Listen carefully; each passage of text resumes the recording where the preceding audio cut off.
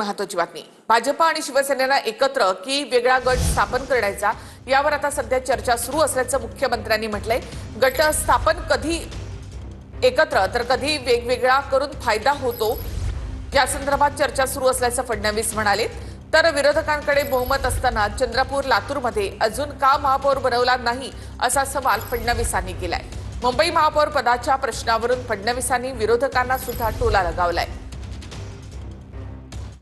गट स्थापन करताना याच्यामध्ये पर्सेंटेज पॉइंटचा विचार करावा लागतो। त्यामुळे कधी एकत्रित करून फायदा होतो, कधी वेगवेगळे करून रजिस्टर करून फायदा होतो। महापौर जर सोडले, महापौर आणि उपमहापौर, तर सगळे पद तुमच्या एकूण संख्येच्या किती टक्के तुमची पर्सेंटाईल तयार होतं याच्यावर तुम्हाला पुढची पदं मिळतात।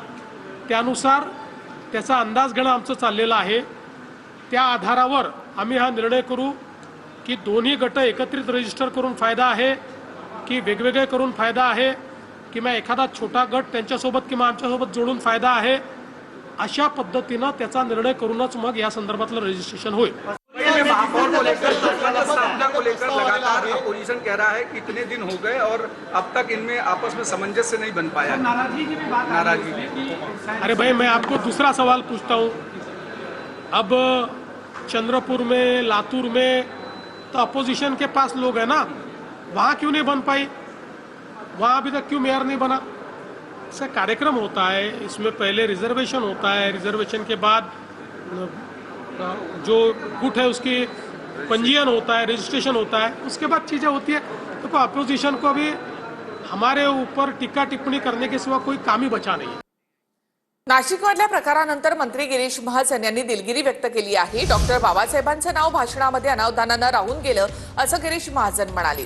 तर दिलगिरी शब्द पोकळ, महाजनांनी माफी मागावी असं माधवी जाधव म्हणाले। यावर काल दिलगिरी व्यक्त केली, आज माफी सुद्धा मागितली असं महाजन म्हणाले। डॉक्टर बाबासाहेबांचं नाव अनावधानाने राहून गेल्याचं म्हणत मंत्री गिरीश महाजन यांनी दिलगिरी व्यक्त केली आहे। नाशिकमध्ये प्रजासत्ताक दिनानिमित्त दिलेल्या भाषणामध्ये डॉक्टर बाबासाहेब आंबेडकरांचं नाव न घेतल्यामुळे गिरीश महाजन यांच्यावर एका महिला कर्मचाऱ्यानं संताप व्यक्त केला होता।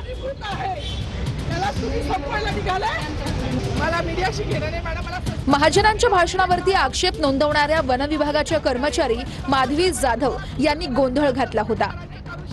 त्यांना त्यांच्यावर ॲट्रॉसिटी टाकण्यात यावी, मी ही मागणी केली आहे। रितसर तो तक्रार अर्ज दिला आहे।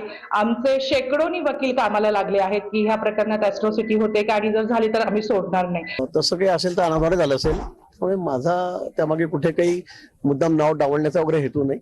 आणि मला वाटतं प्रत्येक वेळेला आपण दरवर्षी भाषण देतो, मी तपासून बघा, त्यावेळेला असं काही होत नाही।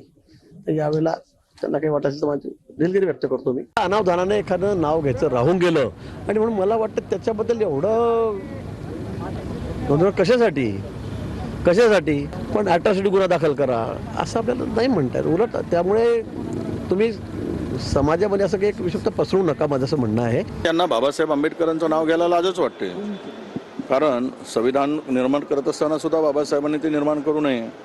संविधानाला विरोध करणारी मंडळी आहेत, त्यामुळे यांचा विश्वास कुठे संविधानावर आहे। नेमका प्रकार काय घडला होता त्यावर एक नजर टाकूया। नाशिकमध्ये महाजन यांनी भाषणामध्ये बाबासाहेबांचं नाव न घेतल्यानं वन विभागाच्या कर्मचारी माधवी जाधव यांनी आक्षेप नोंदवला। डॉक्टर बाबासाहेब आंबेडकरांचं नाव का घेतलं नाही असा सवाल उपस्थित करत महिला कर्मचारीनं जाब विचारला।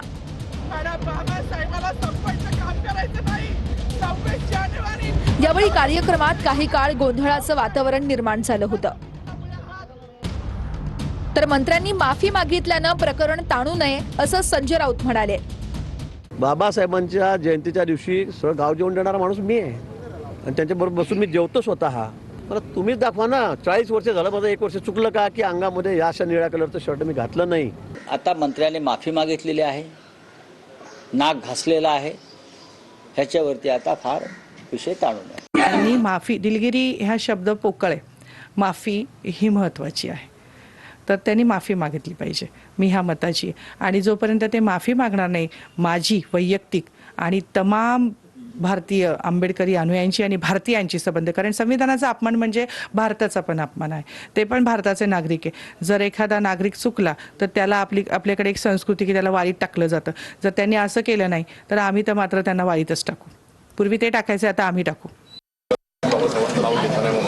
तुमच्यावरती ॲट्रॉसिटी अंतर्गत दाखल करायची आहे. अनेक ठिकाणी सुद्धा अशा प्रकारचा प्रयत्न सुरू आहे. मला वाटतं कालपासून मी 4-5 वेळा खुलासा केला या विषयावर. आता काय प्रत्येक वेळेला काही खुलासा करण्याची मला आता आवश्यक वाटत नाही. आणखी एक महत्त्वाची बातमी आपण पाहूया. चंद्रपूरमध्ये सत्ता स्थापनेवरून वडेट्टीवारांनी आज उद्धव ठाकरे यांची भेट घेतली. उद्धव ठाकरे यांच्यासोबत सकारात्मक चर्चा पार पडली असं वडेट्टीवार म्हणाले.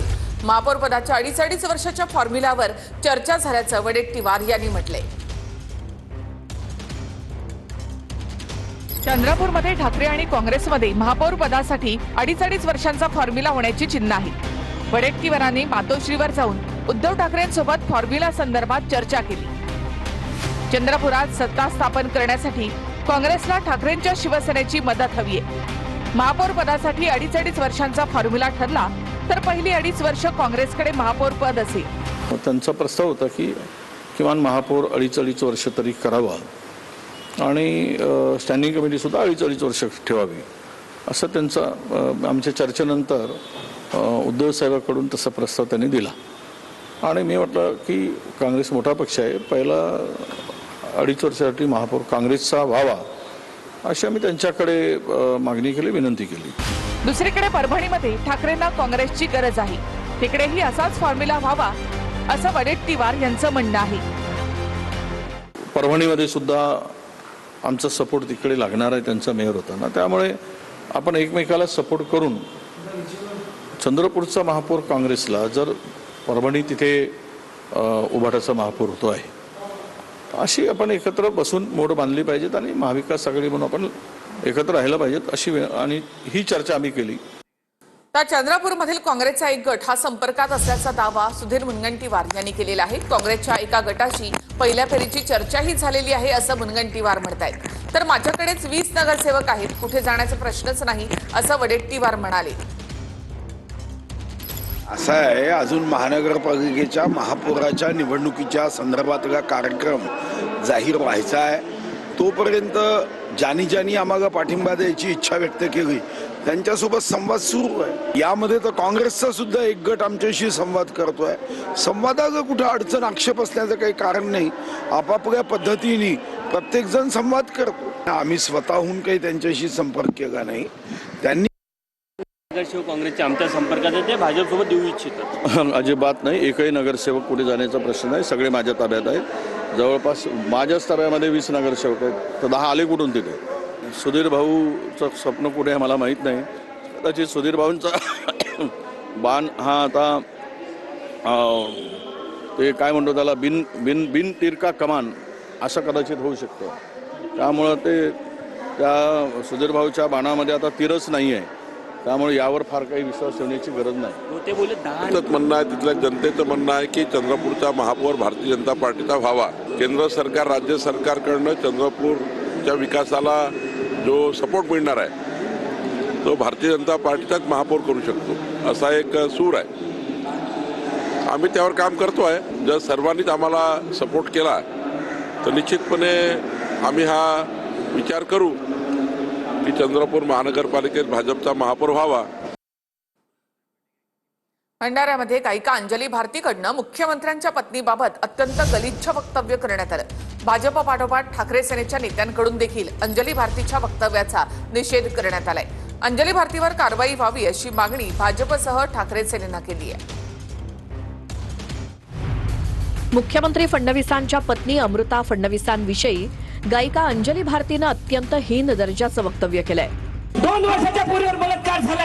2 वर्षाच्या पूर्वीवर फाशी द्या फाशी द्या फाशी द्या. कसं सरकार फाशी देईल? हे मोदी सरकार फाशी देईल का? मी तर म्हणतो इमानदारीच्यानं त्या बलात्कार करणाऱ्याला सांगतो, कोण्या पोरीवर कोण्या माय बहिणीवर बलात्कार केल्यापेक्षा ना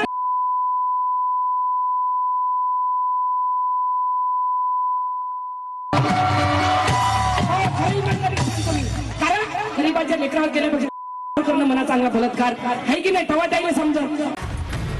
अंजली भारतीच्या वक्तव्याचा व्हिडिओ सोशल मीडियावरती व्हायरल झाल्यानंतर भाजपनं आक्रमक भूमिका घेतली. राजकीय विरोध असू शकतो अशी चिथावणी देणं ती सुद्धा एका बाईने. अंजली भारती नावाच्या या बाईच्या बुद्धीची कीव करावी तितकी थोडी आहे. या बाईवर आणि ज्यांनी कोणी हा कार्यक्रम आयोजित केला त्याच्यावर तात्काळ कठोर कारवाई झालीच पाहिजे. चित्रा वाघ यांच्यानंतर ठाकरेंच्या शिवसेनेच्या किशोरी पेडणेकर, अंबादास दानवे आणि राऊतांनी देखील तीव्र निषेध व्यक्त करत अंजली भारतींवर तुटून पडलेत. आमच्या पक्षाकडनं आम्ही तो निषेध करतो.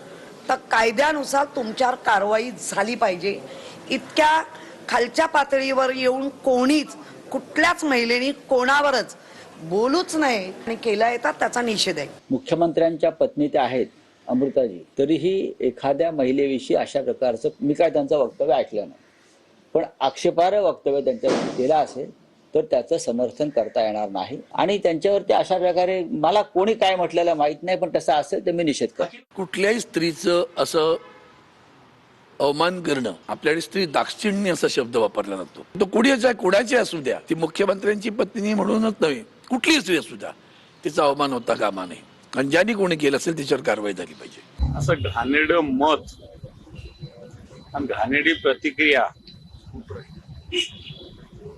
व्यक्त करणाऱ्याला आता शब्द सुचत नाही, अशाच पद्धतीने शिक्षा झाली पाहिजे.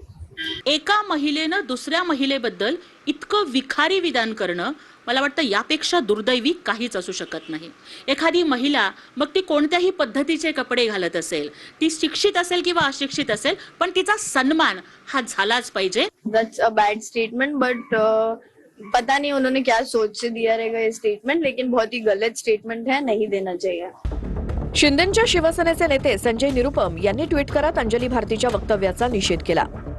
माता आणि बहिणींवरील अत्याचाराला विरोध केला पाहिजे, पण अशा प्रकारे नाही. निषेध निषेध निषेध.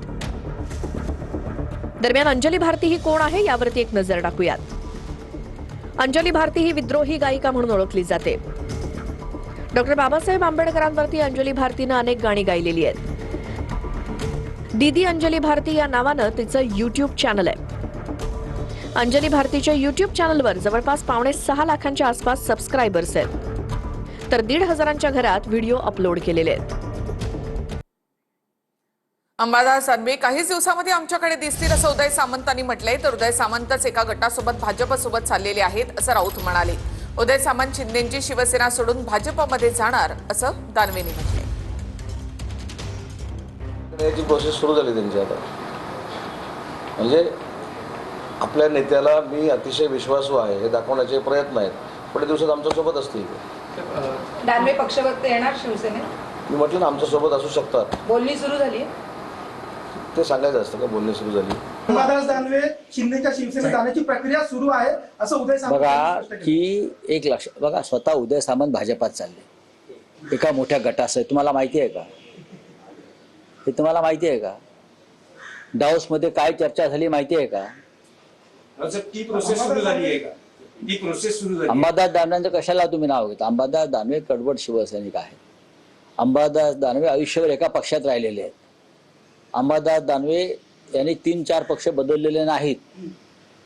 जिथे सत्ता तिथे ते गेले नाहीत. अंबादास दानवे आमचे सहकारी आहेत. उदय सामंतच भाजपमध्ये जाण्याची अफवा आहे सतत. उदय सामंत शिंदे गट फोडून भाजपमध्ये जॉईन होणारच्या पहिल्या दिवशीपासून गोष्टी केल्या जातात. नव्हे त्या सत्यता त्याच्यामध्ये काही जण म्हणतात. तर उदय सामंतांनी माझ्याविषयी मत व्यक्त करणे याला कोणता तरी अर्थ आहे का? सामंत माझ्याविषयी काय मत व्यक्त करतात याला काय अर्थ आहे का? मी ते दावोसून सतत त्यांच्यावर अटॅक करत होतो ना, म्हणून त्यांनी अशी भूमिका व्यक्त केली. परंतु मला असं वाटतं माझ्या पक्षप्रमुखाचा माझ्यावर विश्वास आहे, त्यामुळे असं कोणत्या अफवा कोणत्या वक्तव्याला काही अर्थ नाही. नाशिकमधील आदिवासी बांधवांच्या लॉंग मार्चचा आजचा 5वा दिवस आहे. लॉंग मार्चचा कसारा घाट पार करून ठाण्याच्या हद्दीमध्ये प्रवेश. न्याय हक्काच्या मागण्यांसाठी लॉंग मार्च अद्यापही सुरू आहे. चर्चा करून सन्मानजनक तोडगा काढू असं यावर मुख्यमंत्री देवेंद्र फडणवीस यांनी म्हटलंय. मंत्र्यांची शक्ती प्रदत्त समिती तयार करण्यात आली होती. त्या कमिटीला चर्चा करून निर्णय घेण्याचे सगळे अधिकार देण्यात आले होते. त्यानुसार ती कमिटी मिटिंग घेते. बावनकुळे साहेब देखील त्याच्यामध्ये होते. महसूलचे जे विषय होते त्या विषयांचा त्यांनी समाधानकारक त्या ठिकाणी तोडगा काढलाय. इतर विषयांवर बैठक चाललेली आहे. आमचा प्रयत्न आहे की अतिशय सन्मानजनक तोडगा काढूनच या ठिकाणून ते शिष्टमंडळ परत झालं. समाधानकारकरित्या कदाचित ती झाली नाही किंवा अजून त्यातनं काही नवीन प्रश्न निर्माण झाले, त्यामुळे तेही प्रश्न आम्ही सोडवू. शेतकरी, आदिवासी हे जिथे असतील तिथे सरकार सकारात्मकच राहील. उपमुख्यमंत्री एकनाथ शिंदेंनी गणेश नाईकांच्या प्रश्नावर बोलणं टाळलं. दरम्यान बालेकिल्ला कोणाचाही असो, भाजपने परवानगी दिली तर याचं नामोनिशाण मिटवून टाकू असा इशारा नाईकांनी शिंदेंना दिला होता. तर दुसरीकडे गणेश नाईक यांनी एकनाथ शिंदेंच्या प्रश्नावर राहू देत असे एका वाक्यात उत्तर देत बोलणं टाळलं. गणेश नाईकांचा पण एक विषय होता.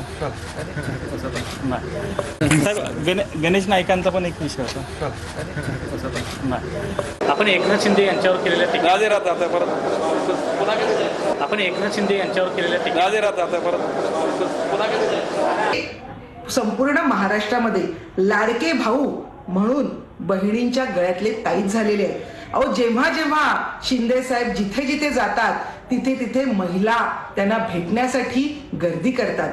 परंतु गणेश नाईक, आपण असं मी ऐकलंय की गणेश नाईक जिथे जिथे जातात तिथून महिला या पळून जातात, महिला त्यांच्यापासून दूर जातात. याचं कारण त्यांच्यावर असलेले गुन्हे.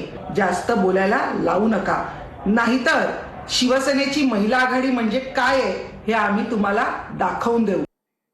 बोरिवली नॅशनल पार्कमध्ये स्थानिक आदिवासी आणि वन विभागाच्या कर्मचाऱ्यांमध्ये राडा झालेला आहे. वन विभागानं आदिवासींची बेकायदेशीर बांधकामं पाडली, त्याला विरोध करताना राडा झाला. तर न्यायालयाचा आदेश स्थानिकांना विश्वासात घेत निर्णय करू असं आश्वासन फडणवीसांनी दिलं आहे.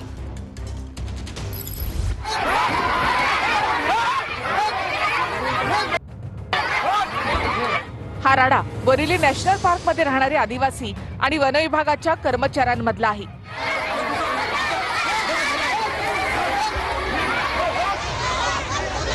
बोरिवली नॅशनल पार्कमध्ये काही आदिवासींनी बेकायदेशीर बांधकामं केल्याचं वन विभागाचं म्हणणं आहे.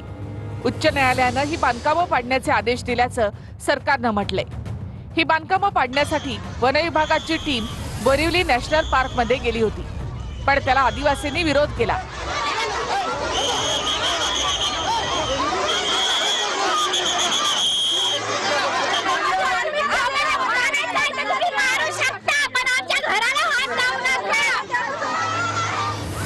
यावेळी आदिवासींची वन विभागाच्या कर्मचाऱ्यांसोबत जोरदार झटापट झाली.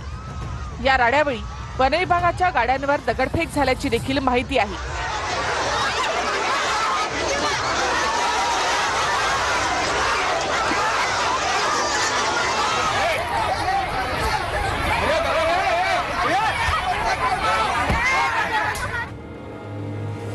सव्वीस जानेवारीला हा राडा झाल्यानंतर पोलिसांनी 27 तारखेला बोरिवली नॅशनल पार्कमध्ये मोठा बंदोबस्त ठेवला.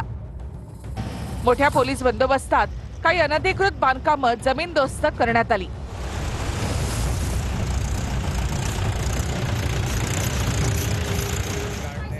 या कारवाईवेळी काही आदिवासींची प्रकृतीही बिघडली.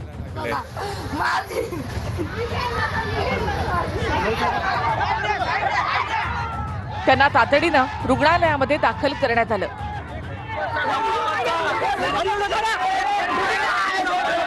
नेशनल पार्क ये सेंसिटिव है. माननीय उच्च न्यायालय ने उनको वहां से निकालने के लिए आदेशित किया है, लेकिन फिर भी लोगों को पर्याय न दिए हुए कुछ उनको निकालना उचित नहीं है. बोरिवली नॅशनल पार्क मधल्या जी काही कारवाई आहे ती माननीय उच्च न्यायालयामुळे होते, पण तिथल्या नागरिकांनाही दिलासा देणं हे गरजेचं आहे.